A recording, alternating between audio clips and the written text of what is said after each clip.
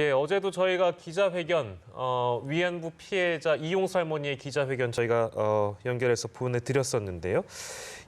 어제 이 기자회견장에 일본 주요 매체들도 일제히 참석을 했다고 합니다. 그래서 이와 관련한 보도를 하는 등 관심을 보였습니다. 네, 그런데 이번 논란을 틈타서 일본 언론이 위안부 강제동원 역사를 왜곡하려 한다는 지적이 나오고 있는데요. 지금 이 시간 양기호 성공회대 일본학과 교수 연결해서 일본의 분위기 들어보겠습니다. 교수님 나와 계십니까? 네, 안녕하세요. 예, 네, 안녕하세요, 양 반갑습니다. 교수님.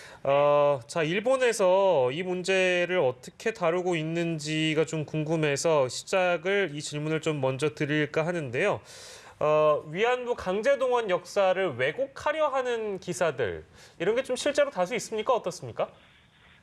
사실 이제 일본 언론들이 그런 경향이 굉장히 많았죠. 또 예를 들면 이제 일본 정부도 마찬가지입니다. 그러니까 사실 생생한 이제 피해자들의 증언이 있는데도 불구하고 이 위안부가 강제 동원되었다는 증거가 없다라는 것이 이제 일본 정부의 공식 입장이거든요. 예. 네, 그다음에 이제 예를 들면 이 100만 명 이상의 많은 분들이 강제 동원이 돼가지고 사할린이라든지 큐슈 탄강에서 혹사당하다가 이제 사망한 경우도 많고 그런데 그런 걸 약간 물타기를 하기 위해서 예를 들면 이제 한반도 출신 노동자 그러니까 당시는 이제 합법적인 그 한반도 지배였고 당시 일본 국민이었던 이 한반도 출신의 노동자라는 것을 이제 강조를 하는 겁니다.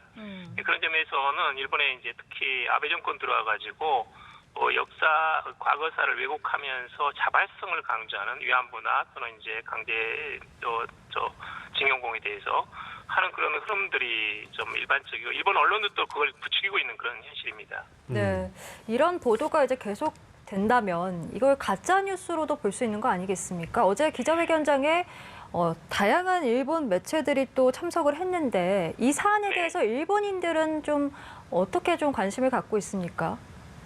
역시 이제 일본에서도 그동안 이 위안부 문제가 가장 큰 쟁점이자 또 가장 큰 높은 관심도가 높은 사안 중에 하나였거든요. 그러면서 이제 일본의 우파 언론을 중심으로 해가지고 거의 매일처럼 지금 보도를 하고 있습니다. 쉽게 말하자면 여기 지금 이용수 할머니의 인터뷰를 보도를 하면서 사실 피해자들이 2015년에 12월에 있었던 한일 합의라든지 이런 걸 통해 가지고 화해를 하고 그다음에 문제를 최종적으로 해결하고 싶었는데 그것을 이제 정대협 등에 이제 끼어들어 가지고 이것을 방해를 하고 그리고 나서는 이제 이 한일 간의 화해를 막고 있다라든지 또 하나는 이제 이런 그 도덕성의 문제, 회계 부정 이런 것에 대해서 아직 이제 검찰 조사가 확실하게 지금 드러나지 않았음에도 불구하고 마치 있는 것처럼 아주 왜곡해가지고 일방적으로 보도하고 있는 그런 현실입니다. 예. 일본의 우익 언론들을 보면 당연히 어떤 사실관계를 좀 비틀거나 그런 장면들에 좀 익숙하긴 합니다만, 근데 사실상 목적이라는 것이 이 어떤 위안부 합의나 기타 역사적인 부분들을 좀 왜곡하려는 의도가 기본 바탕에 깔린 거 아니겠습니까? 어떻게 보세요? 맞습니다. 이제 기본적으로 일본 아베 정권이나 일본 언론은 그렇습니다. 쉽게 말하자면 1910년에 있었던 한일 강제 병합이라는 것은 우리는 이건 분명한 불법이지만 당시는 이제 합법이었다고 보고 있고 따라서 이제 이번에 그 대법원 판결 이후에 나오고 있는 여러 가지 논쟁들 그러니까 1910년에 시작은 불법이기 때문에 당시에 피해를 받았던 많은 분들에 대해서 일본 기업이 배상을 해야 된다는 것에 대해서는 그것은 이제 일본 측으로서 수용할 수 없다라고 봅니다. 따라서 이제 이 35년 동안 있었던 모든 행위라는 것은 합법적이었고 그리고 여기에 대해서 반대를 제기하고 하는 것은 특히 진보 진영 이제 문재인 정부에서 지나치게 말하자면 반일이라든지 또는 혐일이라든지 이런 정서가 강하기 때문에 나오고 있다는 식으로 지금 외국 보도를 하고 있습니다. 말하자면 하나의 어떤 합법이라는 그것을 기준으로 해가지고 여기에 대해서 반발하는 문재인 정부를 때리는 그런 구도를 지금 만들어내고 있는 것이 일본 정부나 언론의 어떤 참 모습이다 이렇게 볼 수 있습니다. 네, 일본 언론들이 이런 보도를 쏟아내는 배경을 좀 짚어봐야 할 것 같은데 정의연을 지금 둘러싼 논란 확산을 계기로 일본군 위안부 문제 해결을 촉구하는 운동 이 자체를 좀 깎아내리려는 의도가 있는 거 아닐까요? 네, 맞습니다. 이제 사실은 일본 측에서는 지금 윤미향 당선인이 더불어민주당 여당의 비례로 지금 당선인 자격 아닙니까? 그래서 이제 이전부터 이런 문재인 정부가 이런 정복 또는 친북이고 반일 정권이다 이렇게 프레임을 만들어 놓고 처음부터 지난번에도 석계신문에서 만약에 당선인이 정말로 국회에 들어간다면 반일적인 어떤 국회 내 입법 조치가 강해질 것이다 이렇게 보고 있거든요. 뿐만 아니라 사실은 이제 정대협은 일본 아베 정권에서는 예전부터 눈이 가시였습니다. 그러니까 이런 그 소녀상이라든지 또는 전시 성폭력 문제라는 것은 일본의 식민 통치라든지 여성에 대한 차별 또는 이제 전시에 있어서 폭력 이런 것들이 결합된 어떤 최악의 그런 모습이거든요. 네. 그런 것들을 들춰내면서 이런 수요 집회를 하고 소녀상을 세우고 또는 해외에서 일본의 어떤 전시 성폭력에 대한 어떤 부도덕한 측면을 부각시키는 그런 어떤 국제적인 연대 활동을 해오는 것은 일본 정부나 일본의 우익 언론들은 굉장히 반발하고 있었거든요. 그런 점에서 이것이 아주 호재인 겁니다. 도덕성이라든지 정통성이 결여됐기 때문에 한국 국내든 해외든 간에 이제 앞으로 이것을 연장할 이유가 없다라는 식으로 생각을 하고 있고 또 하나는 이제 이 피해자 중심주의 그동안 이제 말하자면 정의기억연대라든지 강조해왔던 피해자 중심주의에서 피해자하고 피해자를 돕는 척 했던 이 단체들 간에 심각한 갈등이 있는 거 아니냐. 서로 간의 이익이 엇갈리고 있고 이거 내분 상태 아니냐. 이런 식으로 하면서 한국에 있는 이런 좀 약간의 좀 부적절한 모습을 더 부각시키면서 한국의 혼란을 좀 가중시키는 그런 좀 의도가 있다고 봅니다. 예, 일본 언론의 실제 보도를 보면 특히 우익 언론들의 보도를 보면 일본 구구파가 그 보도를 이용해서 실제 자신들이 주장하고 있는 어떤 목적이나 이런 것들을 이루려고 하는 네. 거기에 이제 보탬이 되게 이제 정치적으로 이용하는 어떤 밑거름이 된다고 저는 보는데 네. 정치권을 보면 일본의 극우파는 이번 사태를 어떻게 좀 이용할 거라고 좀 전망을 하세요?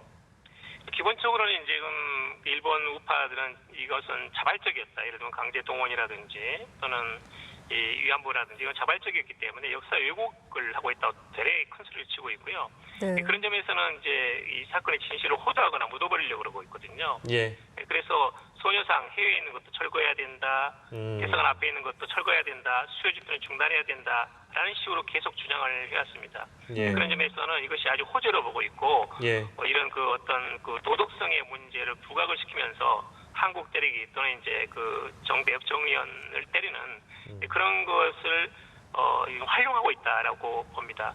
예. 일본 측에서 지금 이제 특히 이제 피해자 중심주의를 지금 부각을 시키고 있는데요. 그건 뭐냐면 우리 정부도 이제 마찬가지였고 그다음에 피해자 지원 단체도 마찬가지였는데 피해자 중심주의 말하자면 이 모든 역사화에 있어서는 피해자가 일본의 과거사를 용서하는 일본이 먼저 용서를 빌고 그것을 용서하는 그 과정 자체가 반드시 있어야 되는 그리고 화해하는 과정에서 피해자의 동의가 있어야 한다는 그런 기본 원칙이 있었는데 지금 피해자가 나서가지고 저렇게 중단하라고 이야기하지 않느냐 하는 점에서는 한국 정부나 또는 정의연에 대해서 피해자 중심주의가 과연 무엇이냐 이렇게 되물을 가능성이 높다고 봅니다. 그러면서 한국 내의 어떤 좀 내부를 좀 활용을 하면서 이런 역사 문제에 대해서 한국의 입장을 약화시키는 그런 것들을 한일 관계에서든 또는 이제 국제 무대에서든 그것을 이제 적극적으로 전개할 가능성이 높아지고 있다 이렇게 보고 있습니다. 네, 이번 일로 이제 우리가 30년 동안 이어온 일본의 사죄를 받아내기 위해서 했던 활동들이 앞으로 좀 동력을 잃지는 않을까 걱정이 되는 상황인데요. 외교가에서는 일본 정부가 이번 문제를 한일 협상에 이용할 것이다라는 분석도 벌써부터 나오고 있더라고요. 네, 맞습니다. 이제 그렇지만 우리가 문재인 정부 들어서 가지고 위안부 합의 2015년 12월에 위안부 문제는 있었지만 아무튼 이것은 두 번 다시 한일 간의 외교 쟁점으로 삼지 않겠다는 것에 대해서는 분명히 입장을 밝혔기 때문에요. 아마 외교 문제에 있어서 한일 간의 직접적인 쟁점으로 떠오르지는 않을 겁니다. 그렇게 보고 있습니다만은 지금 한일 간의 가장 중요한 현안으로서 강제징용 문제가 있거든요. 이 문제에 대해서는 지금 아주 한국 측에서 수차례 제안을 했습니다만은 일본은 지금 그것을 완강하게 지금 거부를 하고 있습니다. 일본 측은 이 위안부 합의에도 불구하고 여러 가지 지금 이런 현상 잘못된 또는 왜곡된 이런 것들을 이제 부각을 시키면서 한일 간의 합의를 하더라도 결국은 계속 문제가 남는 거 아니냐. 따라서 어떤 제안을 하더라도 한국 정부에는 응할 수 없다라든지 또는 한국 정부가 중시하고 있는 피해자 중심주의라는 것은 한국 국내도 다양한 어떤 이익이 엇갈리는 거 아니냐. 라는 식으로 해가지고 좀 물타기를 하는 좀 쟁점을 흐리는 그런 식의 대응을 할 그 가능성이 높습니다. 그런 점에서는 우리가 이제 대일 얘기를 하는데 약간의 장애물이 생기지 않을까 그렇게 걱정도 듭니다. 예. 마지막으로 좀 가벼운 질문 하나 드릴까 하는데요. 실제 일본 서점이나 이런 데 가면 혐한 코너가 있지 않습니까, 교수님? 네. 예, 근데 이런 종류의 어떤 사태가 국내에서 벌어지면 뭐 일본의 우익 언론이 이 사태를 사실관계를 비틀어서 잘못되게 보도하거나 자신들의 입맛에 맞게 보도하고 또 그런 것들을 일본 시민들이 접하게 되고 또한 이것이 어떤 모르겠습니다. 여러 이제 미디어를 통해서 보도가 될 텐데 그렇게 되면 혐한의 정서라는 거에 어느 정도 영향을 더 많이 끼칠 수 있다라는 분석이 가능할까요? 어떻습니까? 맞습니다. 이제 아베 정권 들어가지고 예를 들면 이제 북한에 대해서 불량 국가, 실패 국가로 매도를 한다든지 한국에 대해서는 과거사에 대한 일본의 책임을 완전히 무시하고 약속을 지키지 않는 나라라고 매도를 해왔거든요. 예. 네. 그게 벌써 7년 반 동안 이어지고 있습니다. 그러다 보니까 일본 내에서 혐한 정서, 반한 정서라는 것이 아주 숙성이 되어 있고 그러다 보니까 이제 한국을 때리는 이런 책을 내게 되면 수만 권이 기본적으로 팔리거든요. 예, 예. 근데 그런 점에서는 이제 마켓 자체가 형성되어 있는 좀 안타까운 그런 현실이 있습니다. 예. 그런 점에서는 일본 언론이나 어떤 우익들이 이런 문재인 정부가 정복 좌파고 반일 정부다라는 그런 프레임을 가지고 그동안 많이 활용을 해왔고 예. 그런 것들을 더욱더 악용하는 어떤 이런 일본 시민사회를 어떤 왜곡해가는 그런 장면들은 얼마든지 나타날 가능성이 있습니다. 그런 점에서는 우리 정부도 당당하게 이 문제에 대해서는 일본 정부에 대해서 소극적이 아니라 적극적으로 한국 쪽의 주장을 좀 정리할 필요가 있다고 봅니다. 예, 알겠습니다. 오늘 말씀 여기까지 정리하도록 하고요. 교수님 말씀 잘 들었습니다. 고맙습니다. 네, 감사합니다. 네, 지금까지 양기호 성공회대 일본학과 교수를 연결해서요. 일본 분위기 들어봤습니다.